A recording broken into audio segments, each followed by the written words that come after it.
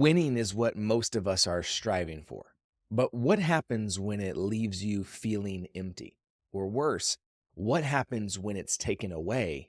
What does that then say about your value when you've built a life or a business based on the idea that winning might just be enough?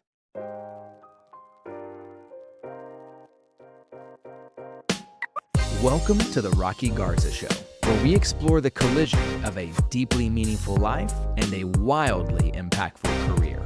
I'm your host, Rocky Garza, and with over a decade of experience as a coach, consultant, and keynote speaker to many Fortune 500 companies, I'm here to share personal stories and expert advice to help you gain clarity, build confidence, and discover that you too can build the life you actually want. Whether you're a high achiever looking for a more full life or a leader striving for professional success with purpose, this podcast was designed with you in mind. Welcome to the Rocky Garza Show. I'm your host, Rocky Garza. It's a pleasure to be with you today. Today, we are talking about the identity crisis of success. The identity crisis of success. Why winning isn't enough. And here's what I want to talk about today. I spent so much of my early life, and when I say early, like early childhood, probably through my mid to late 20s, in pursuit of this idea that if I could win, if I could achieve, if there was enough things that I could do, maybe then somebody would care about me. Maybe then I would be good enough. Maybe then I would get the award or the achievement or the accolade, or sometimes, if I'm being even more transparent with you, then I think there was this belief that inside I would like me more. The more I achieved, the more I would like me. The more that I accomplished, the more I would approve of me. The more that I was winning, the more that I would say, see, I'm doing it. And then therefore in the areas of my life where I wasn't doing it, that didn't matter as much because look what I was doing every place else. I want you to begin to think about yourself today. And what I want us to do is I want to be able to show you, how do we recognize the lies about success? Discover who we are at our core and realign our decisions with what I'm going to refer to as our truest self. The person in us that is looking to really ultimately create this life that we really desire.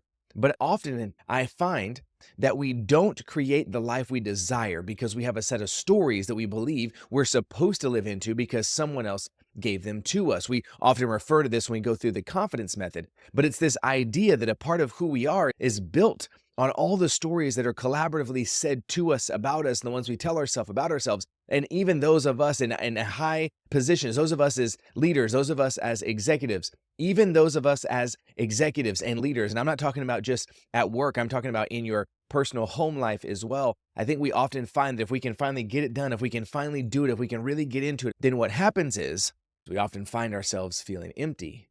We find ourselves feeling lonely. Because see, many leaders tie their identity to their results, their title, their achievements, or even at times their wealth or their ability to generate a certain amount of income. But when all that's stripped away, what's left? See, if we've been sold the lie that our worth is tied solely to our work, then inevitably this is going to create this consistent cycle of chasing more without really ever feeling like we're enough. I don't care who you are, your feelings are dictating a portion of your daily life.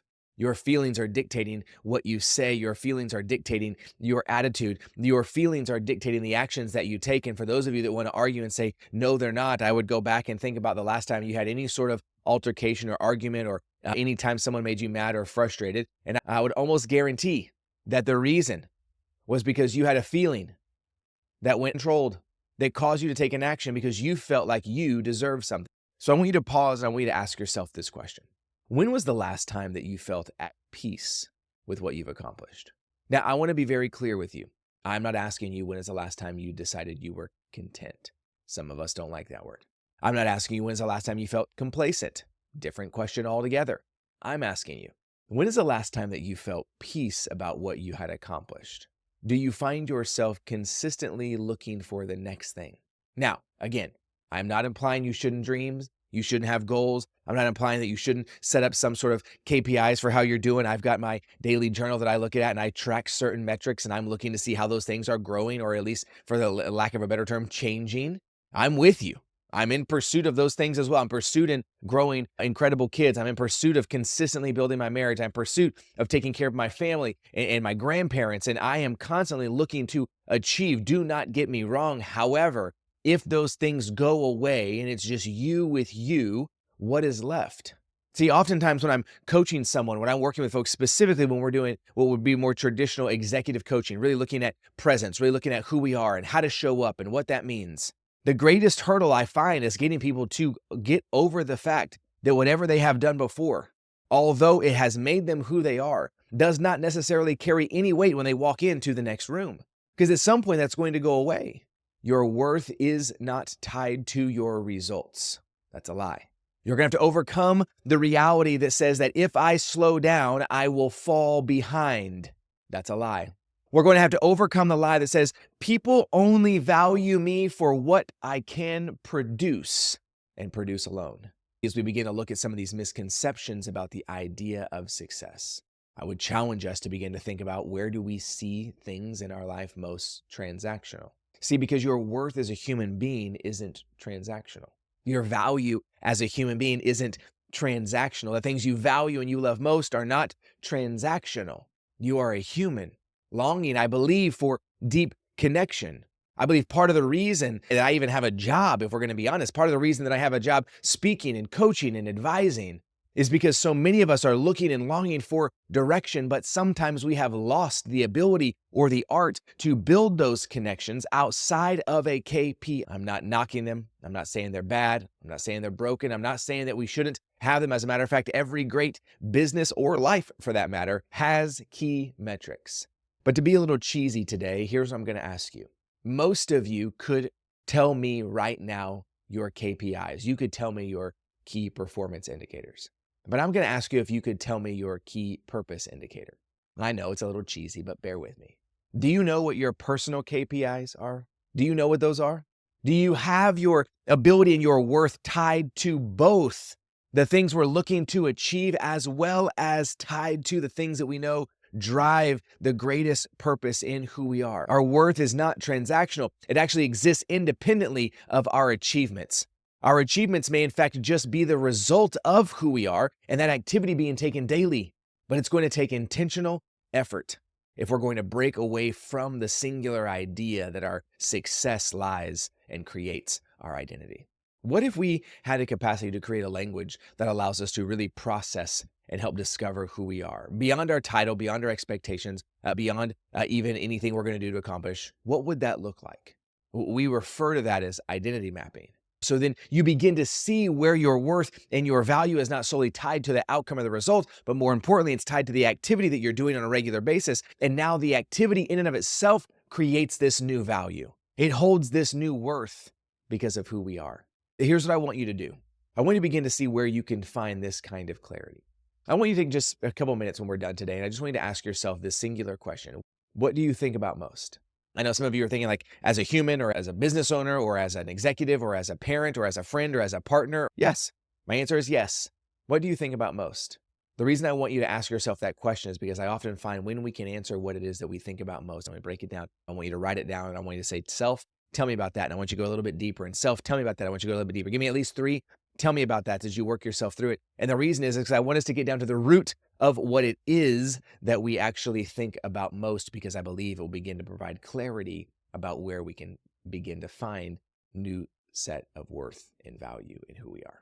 I remember working with an individual about 6 months ago, and he was a coaching client of ours for about a year. Historically, his worth and value had been tied into his performance. Had a company, worked hard, had a great exit in his early 30s, like all of us would love to have. Found himself with plenty of cash, kids, marriage, longing to figure out what to do, started another business, come to find out fairly successful in and of itself, showing up, going to work, putting his suit on, doing his thing. And as we began to work together, we began to find that somehow he couldn't figure out, why did his wife love him? Why did his kids want to be around him? Why did his children occasionally not want to be around him? Why did he feel lost and alone when he was in the office and similar when he was in his home? See, we began to work through the identity mapping process, the confidence method. We created a document. He created one for himself. He referred to it as the North Star document. We now refer to that as the Beyond the Success System, or Beyond Success System document. He sent me a picture the other day. He was on a panel speaking, had on black jeans, a black shirt, probably similar to this one, had on a hat, had on some Jordans. He said, "Who is this guy on stage?" Fully trusting who he is. I'm not telling you that you have to wear a black shirt and black jeans and Jordans to find your authentic self. I am, however, encouraging you to ask yourself, even in what you wear, is that attempting to represent to those around you who you are?